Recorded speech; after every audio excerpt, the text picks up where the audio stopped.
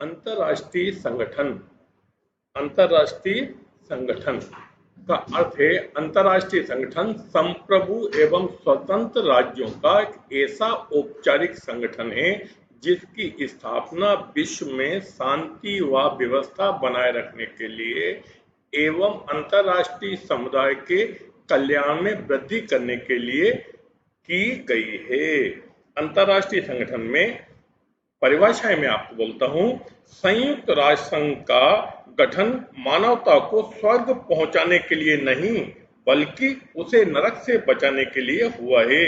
ये डेंग हैमरशोल्ड संयुक्त राष्ट्र संघ के महासचिव थे, उनका कहना है।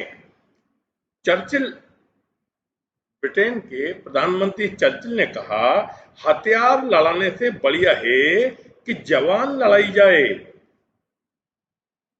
हिंदुस्तान के शशि थरूर जो संयुक्त राष्ट्र संघ में सार्वजनिक सूचना और संचार के पूर्व अपर सचिव थे, उनने कहा, एक ऐसी जगह भी हो जहां दुनिया के सारे देश इकट्ठे हों और कभी कभार अपनी बातों से एक दूसरे का सर खाएं, बनस्पत लड़ाई के मैदान में एक दूसरे का सर कलम करने के।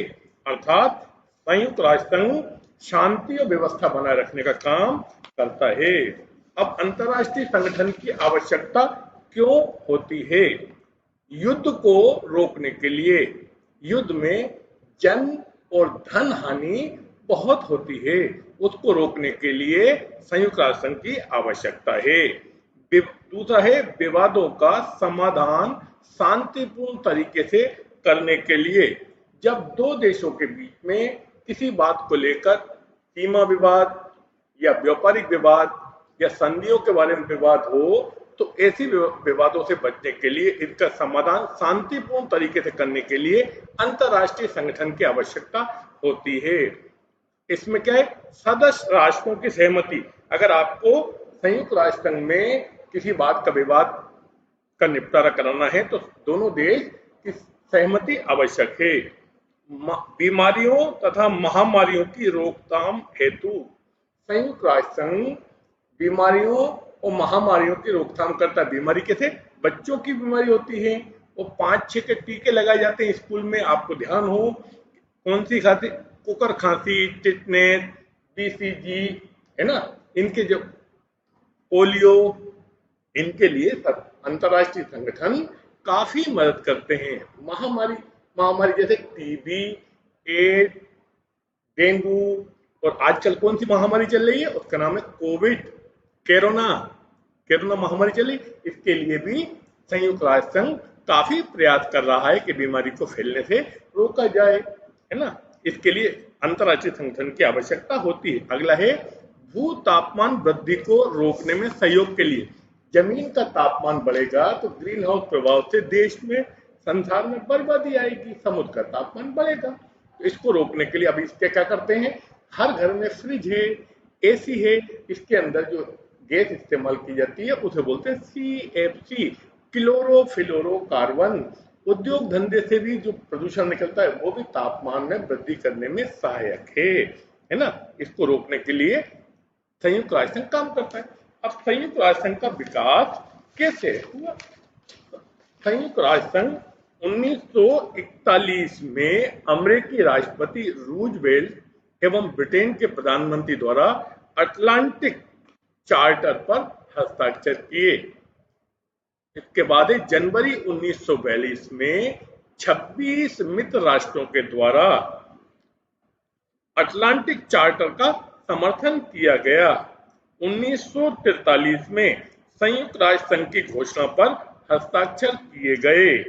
1945 में अमेरिका के राष्ट्रपति रूजवेल्ट, ब्रिटेन के प्रधानमंत्री चर्चिल तथा रशिया के स्टालिन ने याल्टा सम्मेलन में संयुक्त राष्ट्र संघ का सम्मेलन आयोजित करने का निर्णय लिया। संयुक्त राष्ट्र संघ का विकास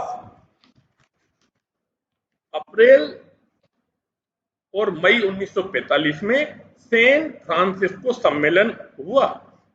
जून 1945 में 50 देशों द्वारा सहमति व्यक्त की गई। 24 अक्टूबर 1945 को संयुक्त राष्ट्र संघ की स्थापना की गई। कब की गई संयुक्त राष्ट्र संघ की स्थापना? 24 अक्टूबर 1945 को। भारत की सदस्यता संयुक्त राष्ट्र संघ में कब हुई? भारत की सदस्यता संयुक्त राष्ट्र संघ में 30 अक्टूबर 1945 को हुई। भारत संयुक्त राष्ट्र संघ का मौलिक या प्रारंभिक सदस्य है। वर्तमान समय में संयुक्त राष्ट्र संघ की सदस्य संख्या 193 है।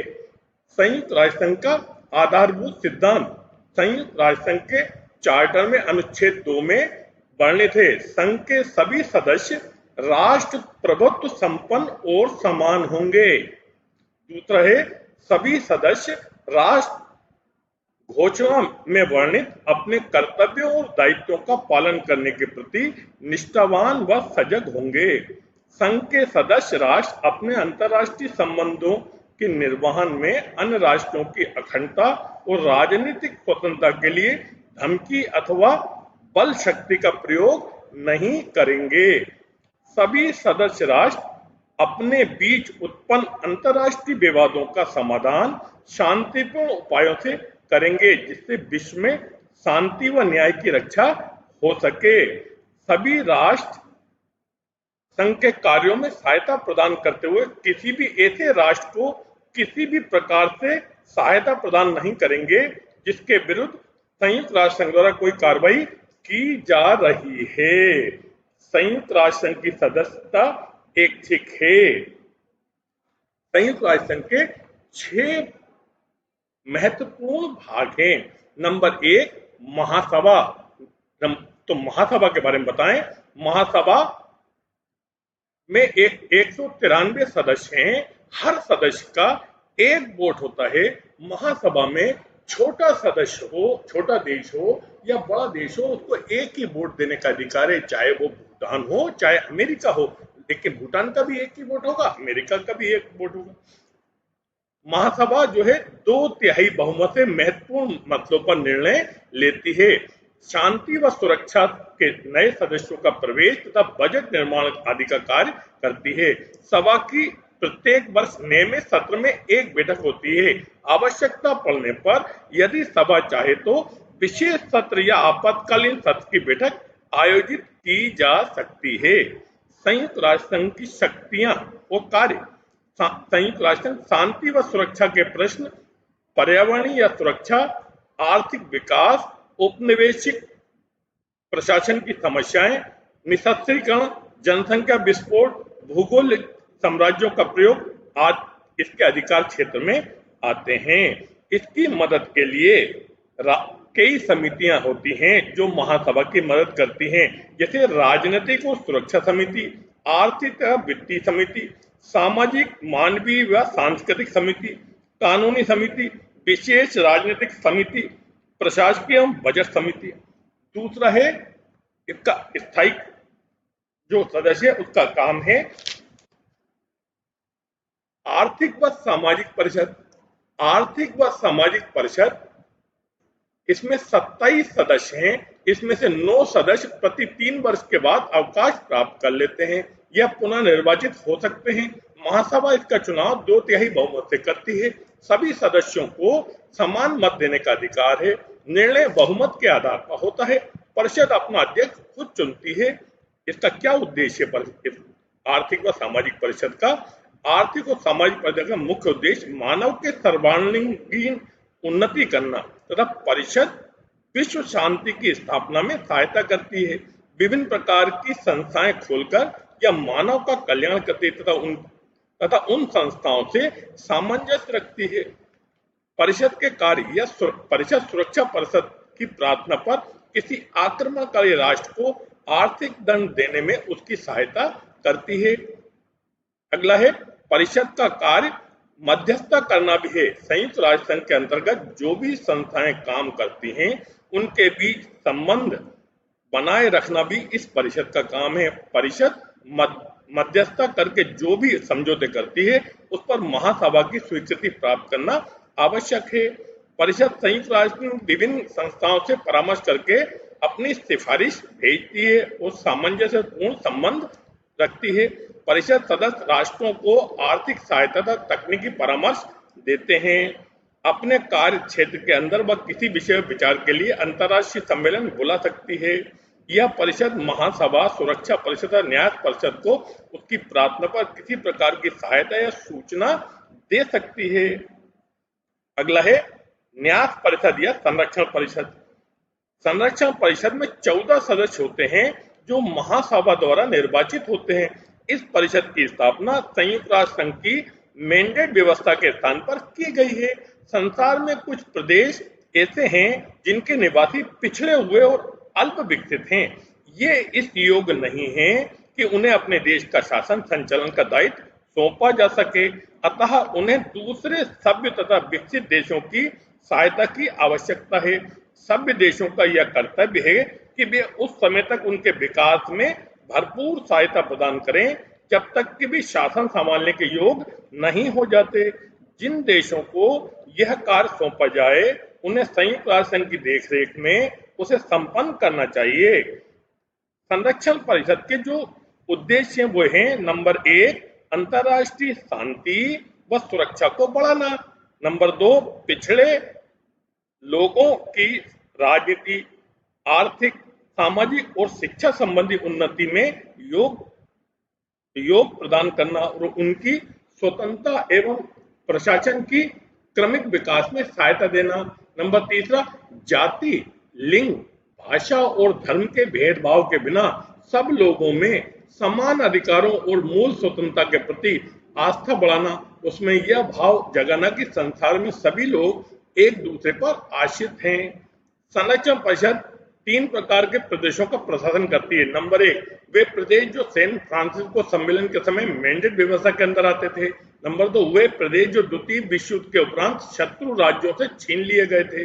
नंबर 3 वे प्रदेश जो साम्राज्यवादी और उपनिवेशवादी देशों ने स्वेच्छा से संयुक्त राष्ट्र संघ को दिया था।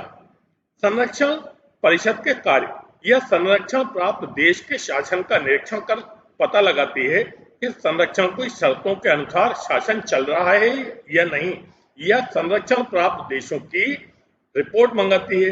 यह संरक्षण प्राप्त प्रदेशों की जनता को भी शासन के विरुद्ध शिकायत भेजने अथवा अपनी प्रार्थना भेजने का अधिकार देती है। इन शिकायतों व प्रार्थनाओं पर यह विचार करती है तथा उसका निराकरण करती है। अब इसके बाद है अंतर्राष्ट्रीय न्यायालय। अंतर्राष्ट्रीय न्यायालय इसका जो हेडक्वार्टर है वो हॉलैंड की राजधानी हेग में है। इसके अंदर 15 न्यायाधीश होते हैं। उनकी नियुक्ति महासभा तथा सुरक्षा परिषद के द्वारा संयुक्त रूप से 9 वर्ष के लिए की जाती है। न्यायालय स्वयं अपने अध्यक्ष, उपाध्यक्ष और रजिस्ट्रार की नियुक्ति करता है और उसे अपने नियमों को भी पुनरीक्षण करने का अधिकार है। अंतर्राष्ट्रीय न्यायालय का जो कार्य क्षेत्र है, नंबर 1 परामर्श संबंधी क्षेत्राधिकार। अंतर्राष्ट्रीय न्यायालय महासभा, सुरक्षा परिषद तथा अन्य मान्यता प्राप्त संस्थाओं द्वारा सौंपे गए प्रश्नों पर अपना परामर्श दे सकता है, किंतु परामर्श मानने वाला परामर्श मानने के लिए बाध्य नहीं होता, किंतु उसे संबंधित पक्ष पूर्व से किसी समझौते द्वारा वचनबद्ध है तो वो न्यायालय का परामर्श मानने के लिए बाध्य होगा।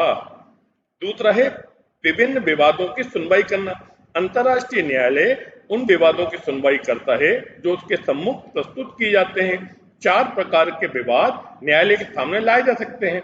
किसी संधि की व्याख्या करना, दूसरा है अंतर्राष्ट्रीय कानून का प्रश्न, तीसरा है किसी ऐसी बात का उठ खड़ा होना जिससे प्रमाणित होने पर अंतर्राष्ट्रीय दायित्व के भंग होने की आशंकाएं प्रस्तुत की जाती हैं, चौथा है किसी अंतर्राष्ट्रीय दायित्व के भंग होने की स्थिति में मुआवजे के रूप में मात्रा को निश्चित करना, तीसरा जो अंतर्राष्ट्रीय न्यायालय का अधिकार है वो है ऐच्छिक अधिकार। अधिकांशतः अंतर्राष्ट्रीय न्यायालय का क्षेत्राधिकार ऐच्छिक होता है। संयुक्त राष्ट्र संघ की चार्टर की धारा 36 के अनुसार न्यायालय के समक्ष तभी कोई विवाद आता है जबकि विवाद से संबंधित दोनों पक्ष अपनी सहमति दे चुके हों। एक पक्ष की इच्छा पर न्यायालय कोई विवाद की सुनवाई नहीं करता। न्यायालय के निर्णय बहुमत से होते हैं। इसके बाद है सबसे इंपॉर्टेंट जो इसका जो भाग है उसका नाम है सुरक्षा परिषद। सुरक्षा परिषद संघ की स्थायी संस्था है। इसे संघ के कार्यकारिणी भी कहा जाता है। इस परिषद में कुल 15 सदस्य होते हैं, जिसमें 5 सदस्य तो स्थायी सदस्य होते हैं, जिनके नाम है रूस, अमेरिका, चीन, फ्रांस, ब्रिटेन। दोबारा सुनिए, स्थायी 5 सदस्यों के नाम रूस, अमेरिका, चीन, फ्रांस और ब्रिटेन। शेष 10 सदस्य जो हैं अस्थायी सदस्य होते हैं। इन्हें 2/3 बहुमत से 2 वर्ष के लिए अस्थायी रूप से 2 बार इस परिषद का सदस्य निर्वाचित नहीं किया जा सकता। इसके अंदर क्षेत्रीयता का भी ख्याल रखा जाता है। जैसे एफ्रो एशियन देशों से 5 सदस्य निर्वाचित चुने जाते हैं, लैटिन अमेरिका क्षेत्रों से 2 सदस्य चुने जाते हैं, पश्चिमी यूरोप से 2 सदस्य चुने जाते हैं, पूर्वी यूरोप से 1 सदस्य चुना जाता है। इस प्रकार इन सदस्य संख्या 10 होती है। बैठक और कार्यप्रणाली। सुरक्षा परिषद की बैठक प्रत्येक माह में 2 बार होती है। दोनों बैठकों के मध्य अधिक से अधिक 14 दिन का अंतर हो सकता है। विशेष स्थिति में महासभा, महासचिव अथवा किसी स्थायी सदस्य के अनुरोध पर अधिक बैठकें बुलाई जा सकती हैं। बैठक की अध्यक्षता हेतु परिषद के सदस्यों में से अंग्रेजी वर्णमाला के अनुसार राष्ट्रों के नाम क्रम में प्रतिमाह सभापति का कार्य करता है, अर्थात अल्फाबेटिकली ए से लेकर जेड तक जिसका नाम पहले आएगा उसका पहले करेंगे। परिषद में 2 स्तर के विषय पर विचार किए जाते हैं। प्रथम प्रक्रिया संबंधी विषय, जिस पर परिषद साधारण बहुमत, तो कुल सदस्य होते हैं 15 में से 9 अगर वोट पड़ जाते हैं, इस आधार पर निर्णय लिए जाते हैं।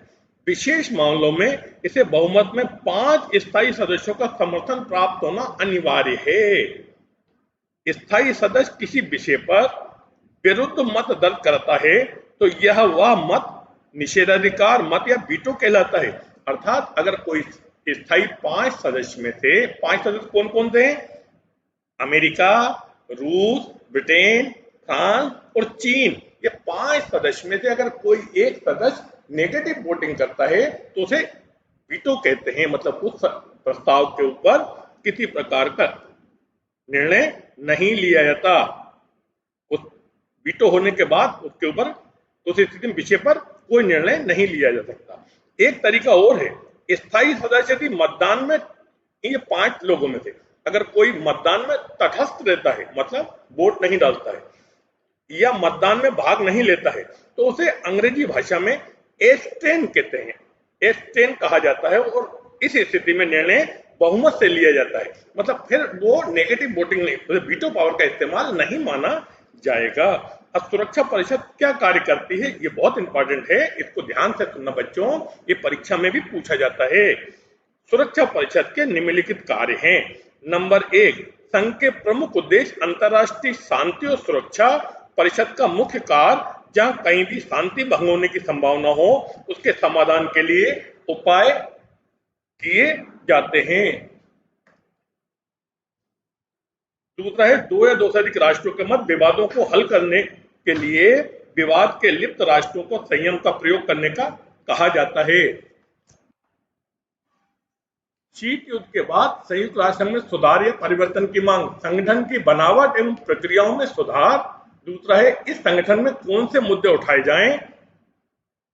इसके बाद है 1991 में विश्व राजनीति में आए बदलाव, सोवियत संघ का बिखर जाना, सोवियत संघ के अनेक टुकड़े हो गए। जब सोवियत संघ के अनेक टुकड़े होंगे तो अमेरिका की शक्ति बढ़ गई, चीन महाशक्ति के रूप में उभरा क्योंकि WTO ने उसका व्यापार बढ़ा दिया। एशिया की अर्थव्यवस्था में आश्चर्यजनक प्रगति हुई। नई चुनौतियों का सामना, आतंकवाद, जातीय संघर्ष, जलवायु परिवर्तन आदि ये नई चुनौतियां हैं जिसका विश्व ने सामना किया। भारत की सुरक्षा परिषद में शामिल करने के तर्क, भारत की 1/3 आबादी का प्रतिनिधित्व करता है। परमाणु शक्ति संपन्न राष्ट्र है। संयुक्त राष्ट्र संघ के शांतिपूर्ण मिशनों में हमेशा सहयोग दिया है। सांस्कृतिक विरासत, क्षेत्रीय आकार के कारण भारत की विदेश नीति शांति को बढ़ावा देने वाली है, इसलिए भारत को संयुक्त राष्ट्र संघ में स्थायी सदस्यता मिलना चाहिए। एक ध्रुवीय विश्व में संयुक्त राष्ट्र की भूमिका, अमेरिका का एकमात्र महाशक्ति होना। दूसरा है, अमेरिका की सैन्य शक्ति का बढ़ा हुआ होना, अमेरिका द्वारा सर्वाधिक वित्तीय मदद, अमेरिका में संयुक्त राष्ट्र संघ के सभी अंगों के मुख्यालय वीटो पावर का इस्तेमाल करने के कारण अमेरिका का वर्चस्व रोकने में संयुक्त राष्ट्र संघ सहायक है। अमेरिका शेष विश्व के साथ संयुक्त राष्ट्र संघ में बातचीत कायम कर सकता है। सामाजिक आर्थिक विकास के मुद्दे पर 193 देशों को एक साथ किया जा सकता है। किसी खास रवैये का विरोध व अंत। अब बच्चों, गृह कार्य।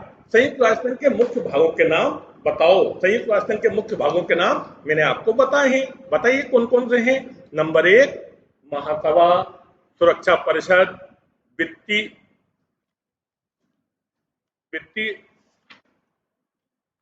संरक्षण परिषद, अंतर्राष्ट्रीय न्यायालय, आर्थिक व सामाजिक परिषद और सचिवालय।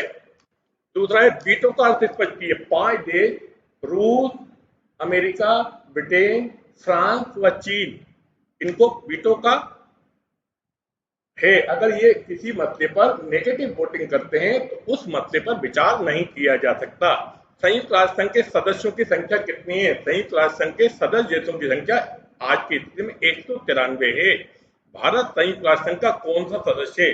भारत संयुक्त राष्ट्र संघ का प्रारंभिक या मौलिक सदस्य है। बच्चों, कोरोना का मौसम चल रहा है, सोशल डिस्टेंसिंग बनाए रखें, बार बार सैनिटाइज करें। धन्यवाद, थैंक यू।